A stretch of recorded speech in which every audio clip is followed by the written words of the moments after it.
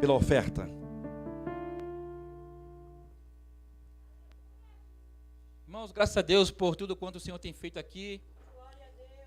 Não tem como, ao ouvir os hinos cantados, ouvir todo esse louvor, adoração a Deus, não se emocionar, não glorificar a Deus.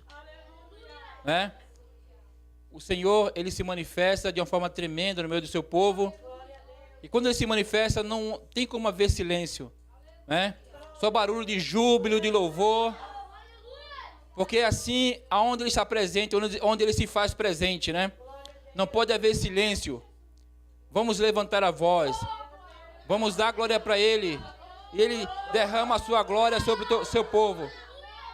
E assim, irmãos, que nós vamos enfrentando as lutas, as batalhas da vida no dia a dia, com a força do Senhor, com o seu poder.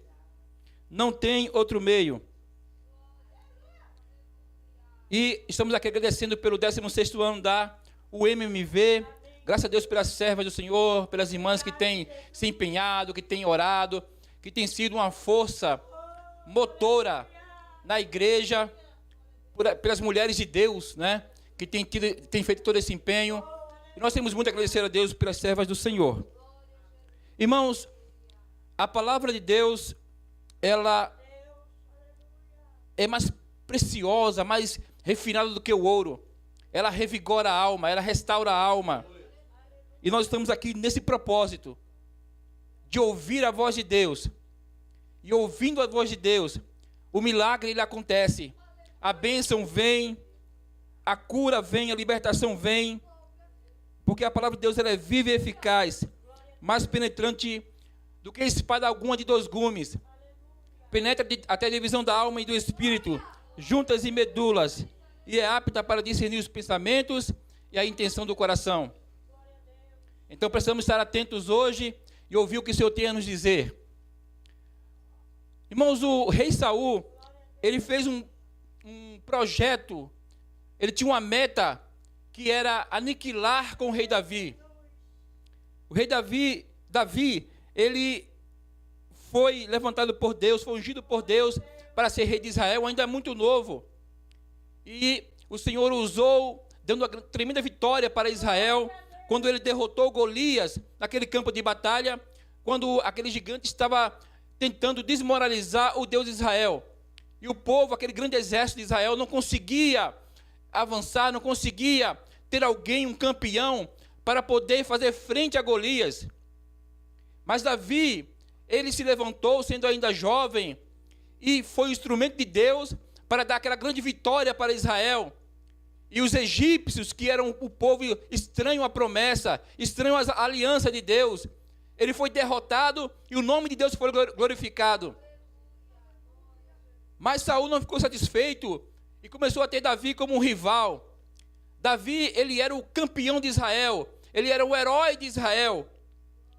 E através dele o Senhor deu livramentos para o povo.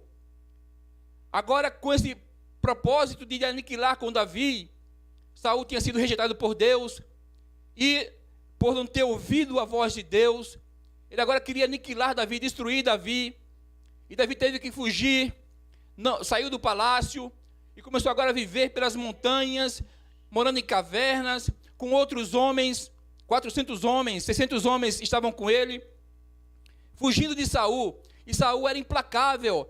E qualquer coisa, qualquer notícia ou ruído de onde Davi estava, ele ia atrás para destruir ele, para acabar com Davi. Não obstante, o Senhor estava sempre livrando Davi das mãos de Saul, porque Deus tinha dito para Davi que ele seria o rei de Israel, que ele tinha sido escolhido por Deus para ser rei.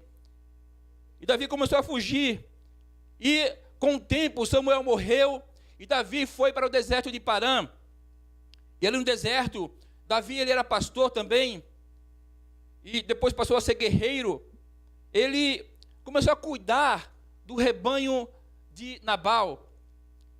Tinha pastores de Nabal ali com o rebanho dele pastoreando. No entanto, Davi dava proteção para aquele rebanho. Davi, ele também ajudava em algumas necessidades que havia, que aqueles pastores precisavam ali. Passou-se um tempo, e quando Nabal, e esse personagem Nabal, a Bíblia diz que ele era um homem próspero, era um homem rico. ele estava tosquiando a ovelha. E esse momento era um momento importante, porque era justamente daí que vinha muito recurso para ele, com a tosquia das ovelhas. E era um momento de muita alegria, de banquete. E Davi estava necessitado.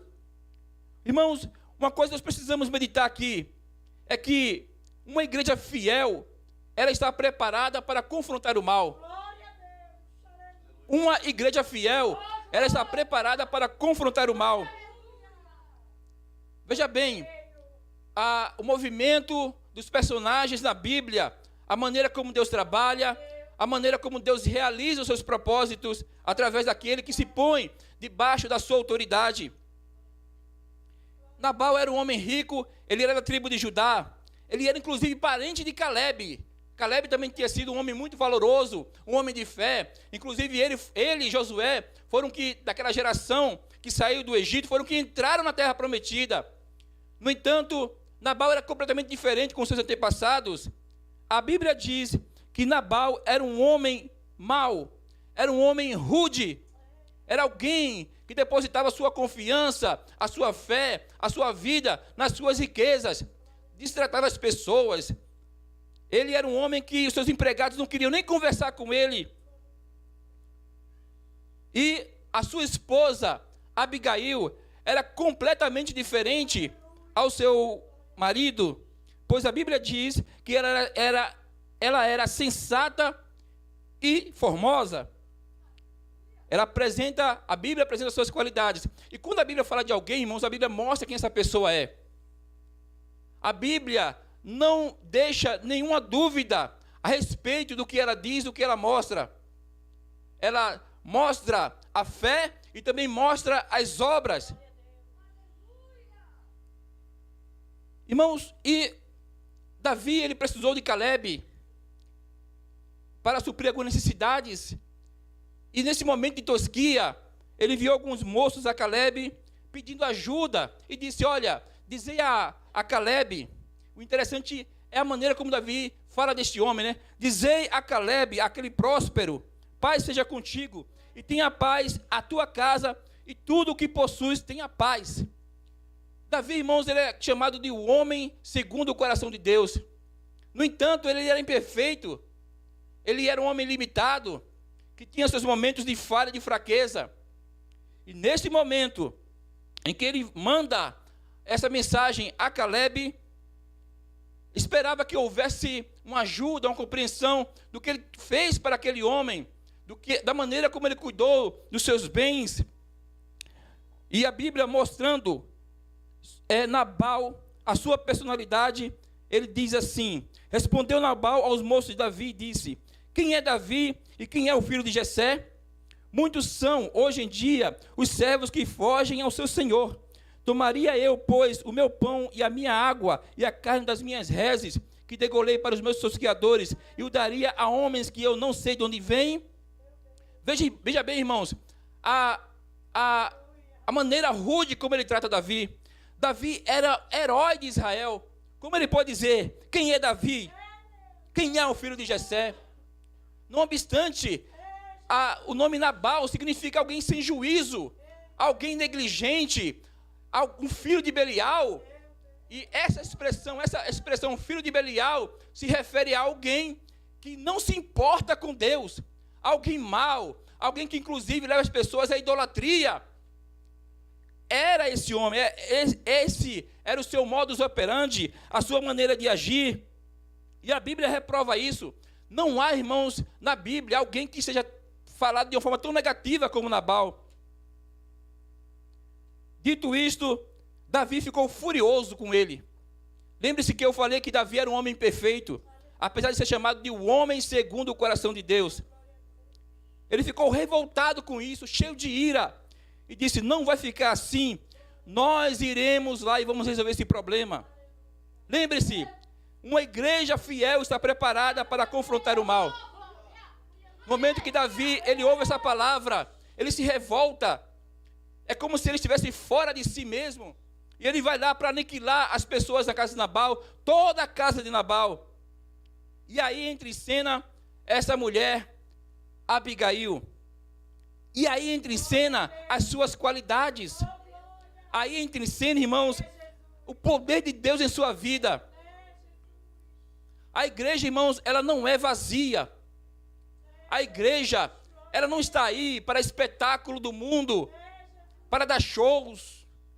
A igreja não está aí, irmãos, para apenas falarmos e ficar por isso mesmo. Muito pelo contrário, nós temos a palavra de Deus. Ela é viva e eficaz. Ela transforma, ela muda o homem. E veja que coisa impressionante.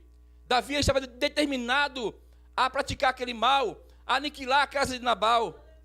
E ele vai resolutamente com esse propósito em mente, com os seus homens. Mas Deus estava agindo também em favor dele. A história não podia ter essa nuance. A história de Davi não podia ser maculada com esse mal. Deus não ia deixar aquilo acontecer. Deus ia punir Nabal, mas não pelas mãos de Davi, porque a vingança pertence somente a Deus.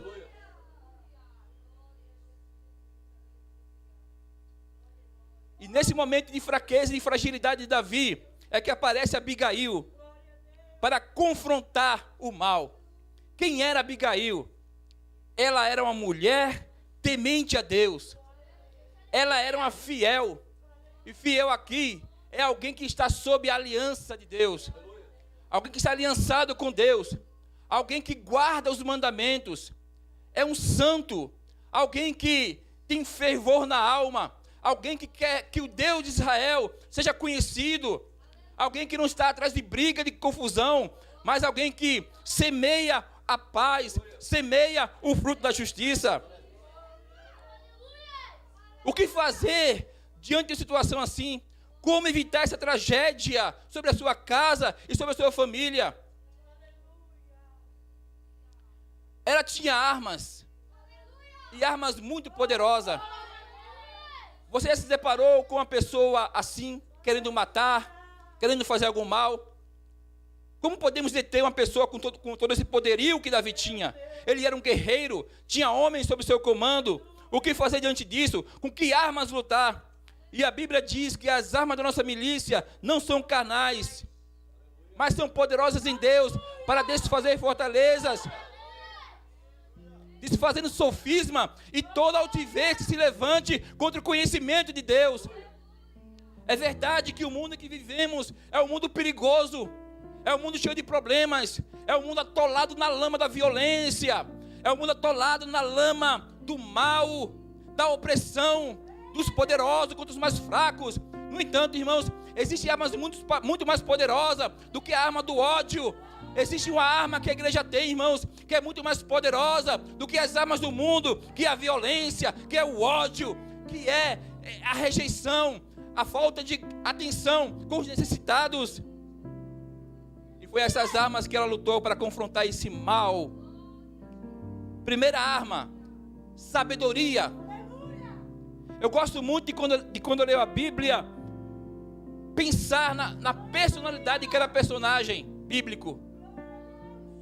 Quem era Abigail?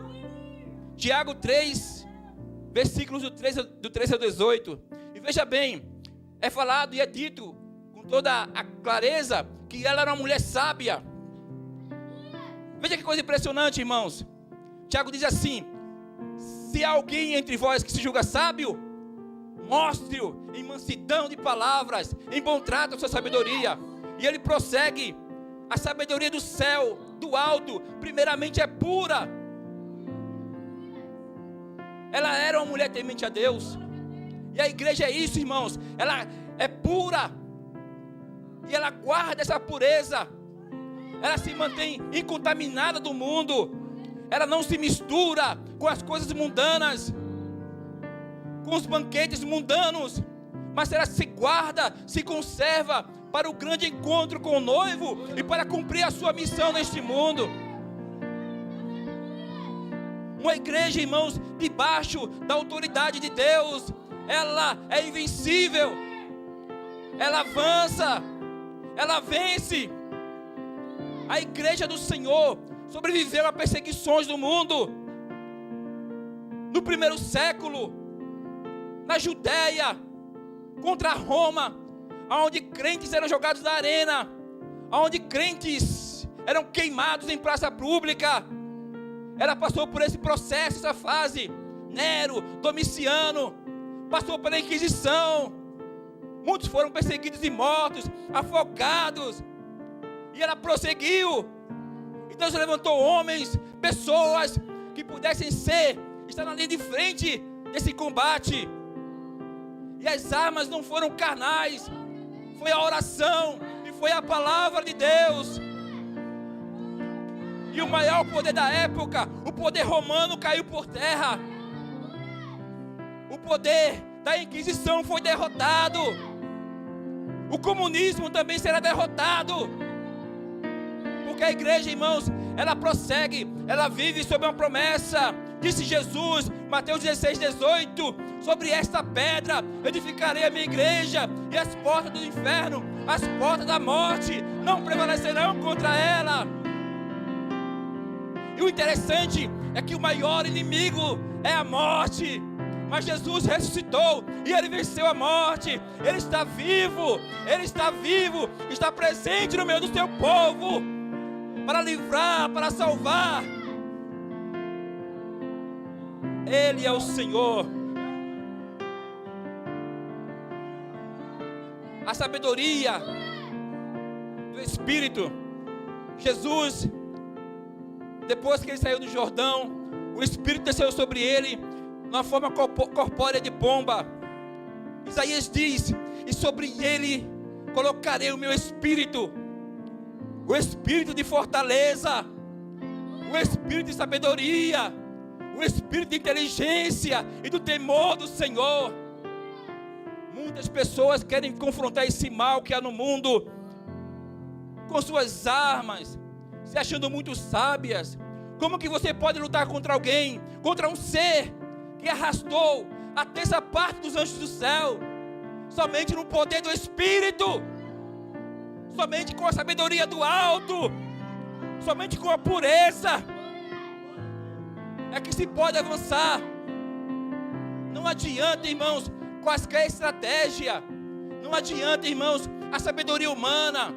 Não adianta a autoajuda. O que faz a diferença realmente na palavra, na pregação, é o poder do Espírito Santo. É o poder do Espírito. Paulo era um homem muito preparado. No entanto, irmãos, ele disse que quando chegou entre os coríntios, de nada quis saber, senão Cristo crucificado, porque aí está o verdadeiro poder, o poder que vence o pecado, o poder que vence a condenação eterna, o poder que liberta o homem. É o poder da cruz. Não adianta, irmãos, lutar contra esse sistema que está no mundo presente, de opressão, de descaso, de problemas. Tem que ser como Abigail, usar as armas que são mais fortes. Uma outra característica, irmãos, uma outra arma dela é a pressa. Quando ela soube daquilo, ela não perdeu tempo. Eu vejo tantas pessoas paradas hoje em dia, esperando uma notícia nova, e outra notícia nova, e outra. Até quando? Desperta, tu que dormes, levanta-te dentre os mortos, e Cristo te esclarecerá. Está vindo aí um julgamento. E Jesus disse: se esses dias não fossem abreviados, nenhuma carne se salvaria. No entanto, tem pessoas que estão desapercebidas, fazendo de conta que está tudo bem. Se apresse, ponha o seu joelho no chão, ponha a sua cara na Bíblia e busque saber qual a vontade de Deus. Está preparado para realizar a sua obra. Quantas pessoas estão frente a uma tragédia terrível? As pessoas simplesmente, muitas pessoas estão ignorando essas coisas. O que dizer de um mundo onde as pessoas querem morrer, onde as pessoas estão procurando resposta para os seus dilemas, para a sua vida? E Jesus disse: ide por todo mundo e pregai o evangelho a toda criatura. E alguém acha que isso é apenas sugestão, que isso é apenas um pedido. um conselho, é uma ordem. Ide e pregai o evangelho a toda criatura. Pessoas estão nas trevas, pessoas estão perdidas, e Deus deu poder à igreja para realizar a sua obra. E muitas pessoas dizem assim: Senhor, porque eu não sinto nada? Se coloque na dependência do Espírito e você verá o que irá acontecer de fato. Paulo disse para Timóteo: Timóteo, eu te aconselho, prega a palavra de Deus. Prega. Porque era tão urgente para Paulo pregar a palavra de Deus. Paulo teve uma conversão dramática. Ele era um perseguidor da igreja. Era um homem cruel.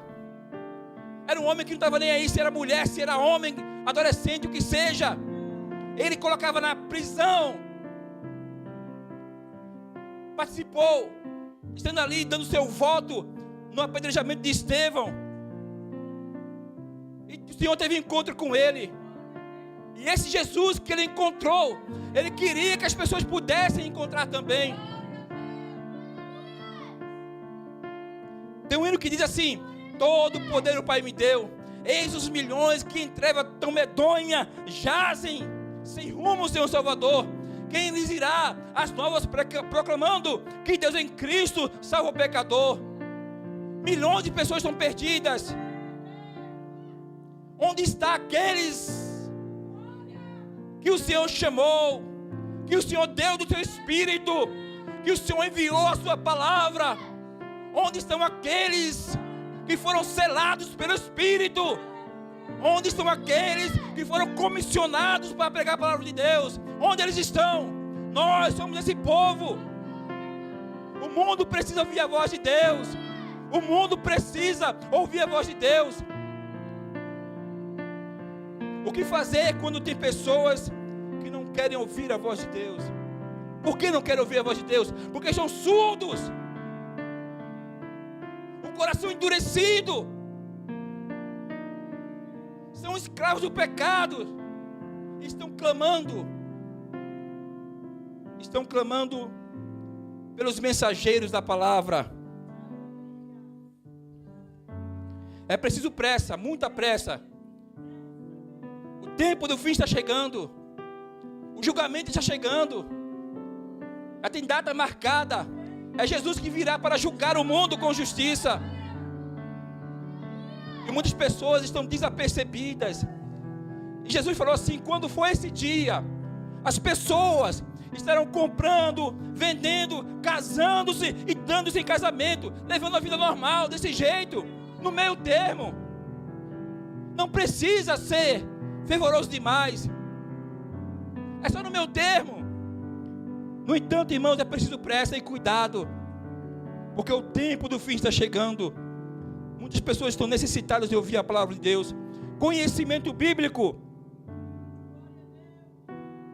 Quando Abigail, ela foi falar com Davi, ela relembrou a ele as promessas que Deus tinha feito para ele.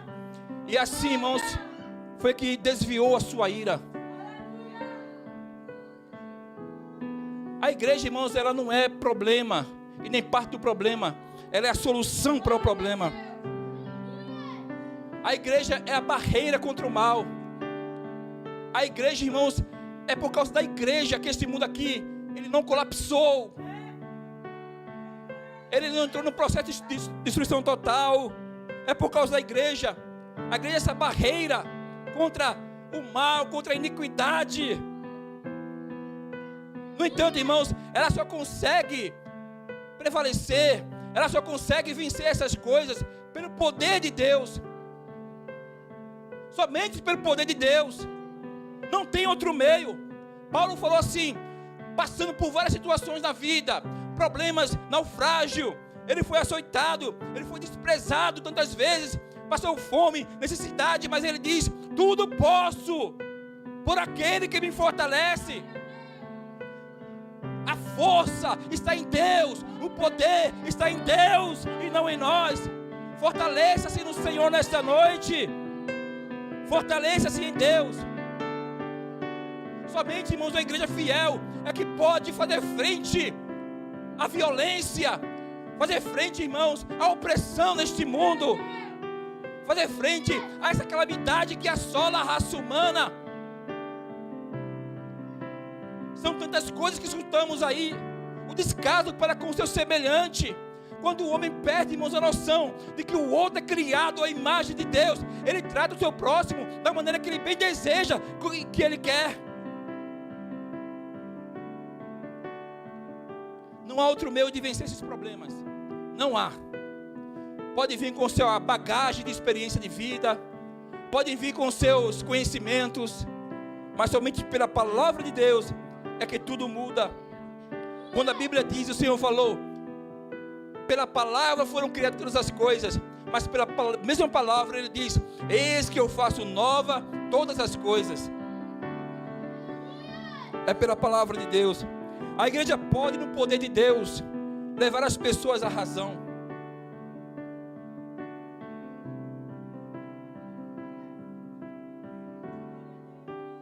Jesus, no seu ministério, Ele olhava para as pessoas, Ele tinha compaixão das pessoas.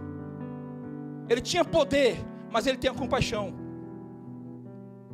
E Ele olhava e via as pessoas como ovelhas que não têm pastor. Porque naquele tempo, os líderes da nação, os líderes religiosos, eram homens completamente sem sintonia com o povo.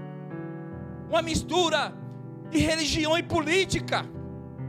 Em que alguns foram para o deserto viver lá, porque não suportava mais isso. Jesus não queria saber disso. O negócio de Jesus era outro, era a cruz.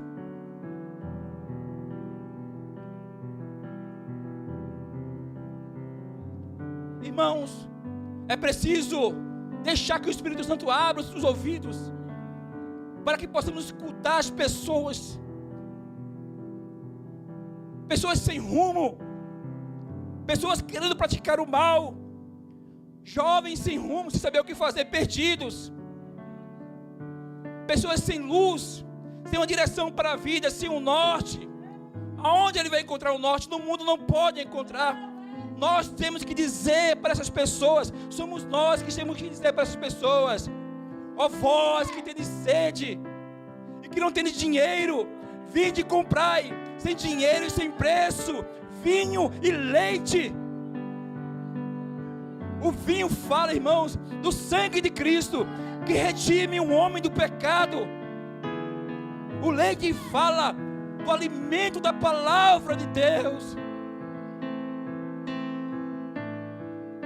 Somente em Jesus é que o homem encontra alimento para a sua vida, a resposta que busca, que procura.